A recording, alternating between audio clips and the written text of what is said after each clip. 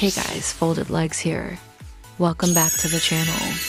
Before we jump into today's video, do me a quick favor, hit that like button, subscribe, and turn on the bell so you never miss a new upload.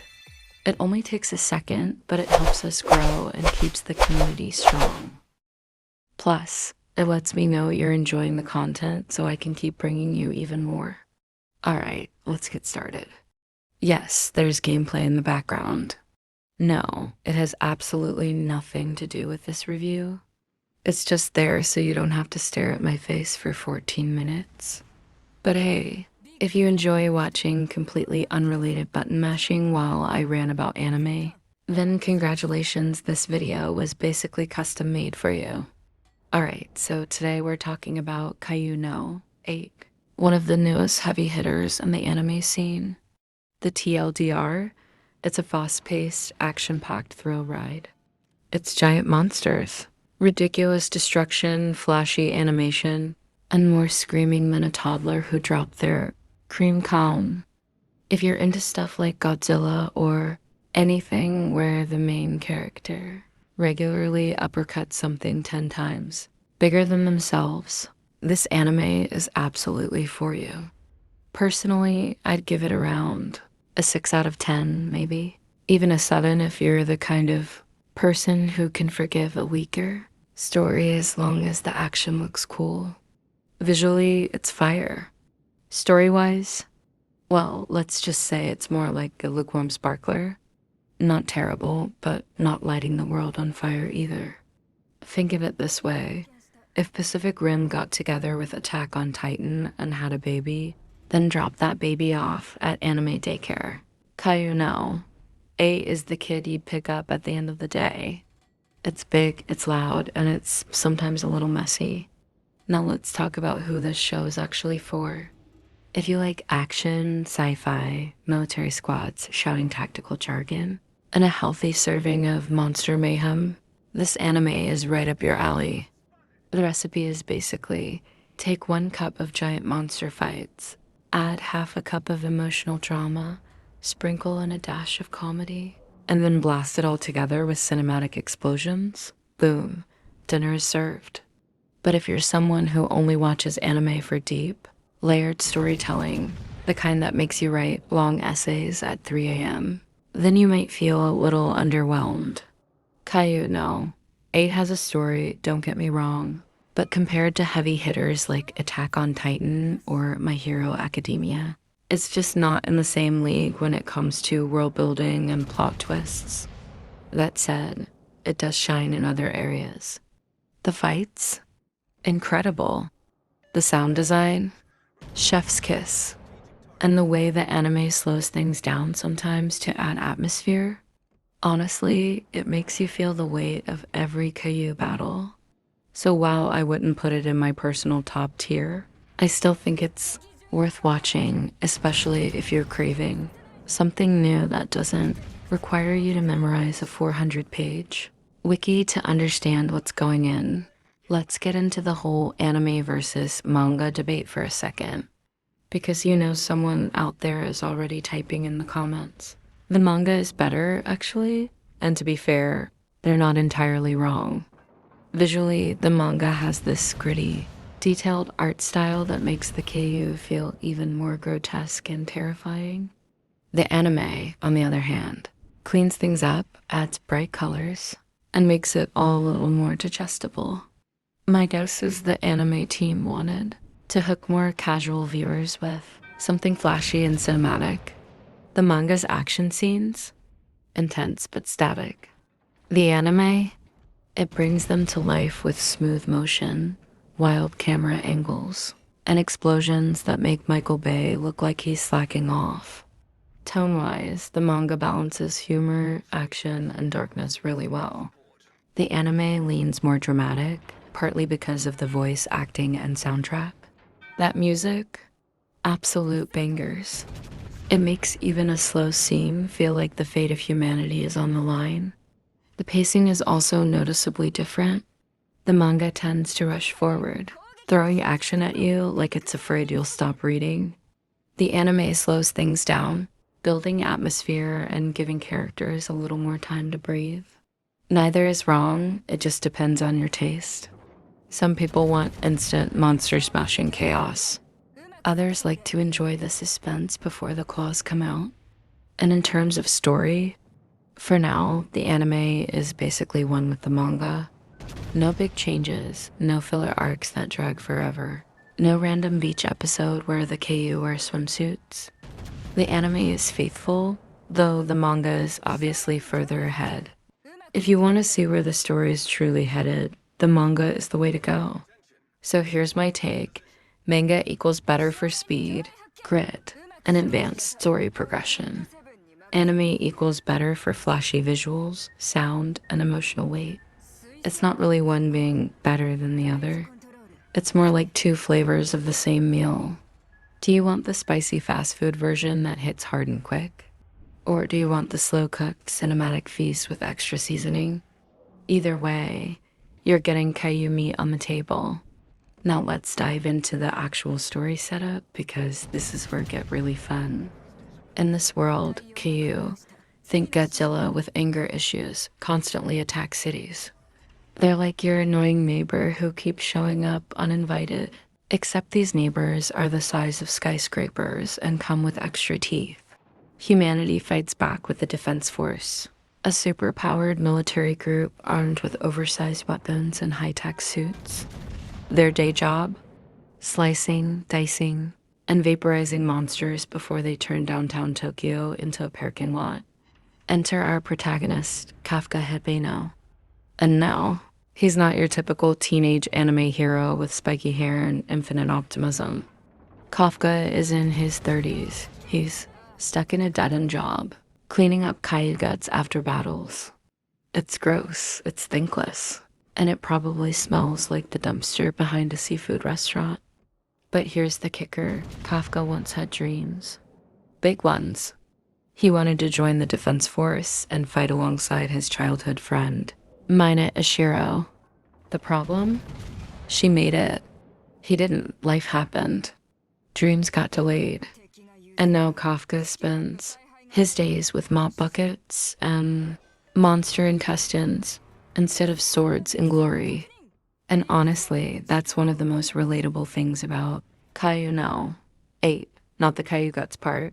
Hopefully, unless you're working a really weird night shift job, but that feeling of being left behind while your friends succeed. Everyone's had those moments where you look around and think, wait, wasn't I supposed to be doing something cooler by now? Kafka embodies that. He's the anime protagonist for everyone who didn't peak at 16. Now, here's where things take a turn without me spoiling too much. Kafka doesn't just sit around sulking forever. Let's just say he gets a very personal introduction to the Kaiju problem. Personal enough that his entire life flips upside down. Imagine failing a job interview, but instead of just getting rejected, you also mutate into something that makes you question whether you should even apply for human jobs anymore. That's Kafka's life now. It's both hilarious and tragic. And honestly, it works. Because Kafka isn't a kid learning how to grow up. He's an adult figuring out how to finally live up to his own dreams. That's something anime doesn't always explore. And it gives Kaiju no 8 a refreshing angle. Of course, he's not alone in this story. Let's talk supporting cast. Mina Ishiro. She's Kafka's childhood friend turned Defense Force commander. Cool, calm, collected, and deadly, basically. The anime best friend who makes you question your own life choices. Oh, and did I mention she has a giant pet tiger? Because of course she does. Why fight Kaiju with just weapons when you can also sick a tiger on them? Peak anime logic. Rino Ichikawa, the young rookie who actually has skills and motivation. Think enthusiastic little brother energy, but with enough talent to back it up. Rino looks up to Kafka in some ways, but he also represents what Kafka could have been if he hadn't stalled out in life. Kikaru Shinomiya, genius recruit, incredible fighter, an owner of a SAS level that could probably kill Kaiju on its own. She's got the whole daddy issues subplot going on, which is basically anime law at this point, but it works for her character. She's sharp, confident, and not afraid to put people in their place. This cast balances the story well. Without them, Kafka's journey might feel too one note. With them, you get the mix of different personalities, motivations, and conflicts that keep the story moving. Now let's move on to the animation and overall style, because this is one of the big selling points of Kaiju no 8. Visually, this show is crisp, clean, and kinetic. It's flashy without being overwhelming, which is kind of a miracle in modern anime. Production IG, the same studio that worked on Attack on Titan and Ghost in the Shell, brings some serious firepower here. Expect to see huge Kaiju fights that actually feel massive. The way buildings crumble, the way the ground shakes, the way every battle leaves behind a trail of chaos, you really feel the scale. This isn't just giant monster attack city on repeat. It's a spectacle, and they clearly put time into making every encounter feel like an event. The character designs are also sharp. They've got that modern anime polish, clean lines, bold colors, but they don't look generic. Each main character feels distinct, which makes them pop against the chaos of battle. And when it comes to the KU, they didn't cut corners. The designs are gnarly, monstrous, and sometimes even a little grotesque. These aren't just big lizard number 17. They feel threatening, which is crucial for a show like this. The sound design deserves some love too. Explosions hit hard, roars shake the speakers, and the Defense Force weapons sound powerful. The soundtrack kicks in at just the right moments, giving battles that extra punch. There's something about the way the music swells when Kafka or Mina steps up that makes you think, okay, this is about to get good. And then we've got the pacing. Some people will love it, others not so much. The anime isn't afraid to slow things down, to build suspense or highlight character moments. That can frustrate viewers who just want constant action. But for me, it makes the payoffs land harder. When the Kaiju finally attack after a quiet stretch, it feels earned. So, in short, visually stunning, well-paced, and packed with spectacle. Even if you don't vibe with the story, the animation alone makes it worth checking out. It's the kind of anime you could watch on mute just to appreciate how good it looks. Though you'd be missing out on some killer music if you did. Now let's shift gears into the bigger picture. The themes lurking under all the monster mayhem. Because believe it or not, Kaiju no 8 actually has a little more to say than just punch big lizard. Save city. So what are the big themes under all the roaring? Smashing and Kaiju guts flying everywhere?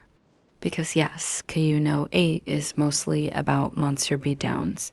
But if you look closer, there's actually some heart hiding in there. The first theme is late bloomers and redemption arcs. Kafka is not your typical anime protagonist. He's not 15 years old with infinite energy and plot armor. He's in his 30s, stuck in a rut, and painfully aware that life didn't go the way he planned. That alone makes him stand out in a genre that usually worships teenagers. His whole story is about proving it's never too late to chase your dreams, even if chasing them involves accidentally mutating into a half monster along the way. It's relatable because we've all had dreams that got delayed or derailed, and seeing someone still chase them later in life hits different. The second theme is the cost of heroism. Being part of the defense force isn't just look cool while slicing up monsters. It's brutal. It's dangerous. People die. Sacrifices are made. Kafka's journey highlights that being a hero isn't just about glory. It's about what you're willing to give up and how much pain you're willing to endure to protect others. And in Kafka's case, it's not just physical pain, it's also his identity. Which brings me to the third theme, duty versus identity. Kafka's transformation puts him right on the line between man and monster. He wants to serve humanity, but at the same time, he's literally becoming the thing humanity is fighting. That conflict, can you still be human if you're part Kaiju, adds depth to what could have just been a simple monster bashing series. It makes you think about what really defines someone, their actions, or what they physically are. And while all that sounds deep, don't worry, the show still balances it with humor. Kafka himself is a pretty funny protagonist. He's not cracking jokes every second, but his reactions and struggles bring some lightness to what could otherwise be a very dark story. Combine that with Reno's enthusiasm, Kiker's sass, and Mina's calm commander energy, and you get a mix of tones that keeps things engaging. That balance is part of why Kaiju no 8 works. It knows when to get serious, when to slow down, when to drop the heavy stuff, and when to just let you enjoy a massive Kaiju getting blown to pieces. It doesn't overcomplicate things, but it also doesn't let itself be brainless popcorn entertainment. It hits a middle ground. So, should you watch Kaiju no 8? Here's my honest take, yes. If you're into giant monster battles, relatable adult protagonists, and underdog stories where the odds are stacked so high you wonder how the characters haven't already given up. If you enjoy shows that mix humor, heart, and mayhem, this anime will give you plenty to chew on. But if you're the type of viewer who only watches anime for deep, story-heavy plots with intricate world building and endless lore, you might walk away feeling like something's missing. This isn't Attack on Titan levels of layered storytelling, and it's not trying to be. What it is trying to be is entertaining, visually stunning, and just emotional enough to keep you invested. And in that mission, it succeeds. For me, I'd give it a solid 6 out of 10. Maybe even a 7 on a good day. It's not my favorite anime of all time, but it's not bad either. It's the kind of show where you turn your brain down just a notch, enjoy the spectacle, and maybe find yourself connecting with Kafka's journey more than you expected. Because at the end of the day, who hasn't felt like life didn't go as planned? Who hasn't wished they could rewrite their story, even if it meant doing something terrifying? That's what makes Kafka's arc resonate even beneath all the monster mayhem. And honestly, sometimes that's enough. Not every anime has to reinvent the wheel. Sometimes it just needs to give you a good time, a few laughs, some intense battles, and a character you can root for. Kaiju no 8 delivers that. Now, if you made it all the way to this point in the video, first of all, thank you. Seriously, I know the YouTube grind can be brutal, and seeing people watch, comment, and subscribe means more than I can even say. This channel has always been a dream for me, and even if it's not the biggest channel in the world, I'm proud of every single video I've made. With the help of AI, I've been pushing myself to improve more and more. From my scripts to my editing to how I present myself as folded legs, it's all been a journey. And seeing you guys along for the ride makes all the hard work worth it.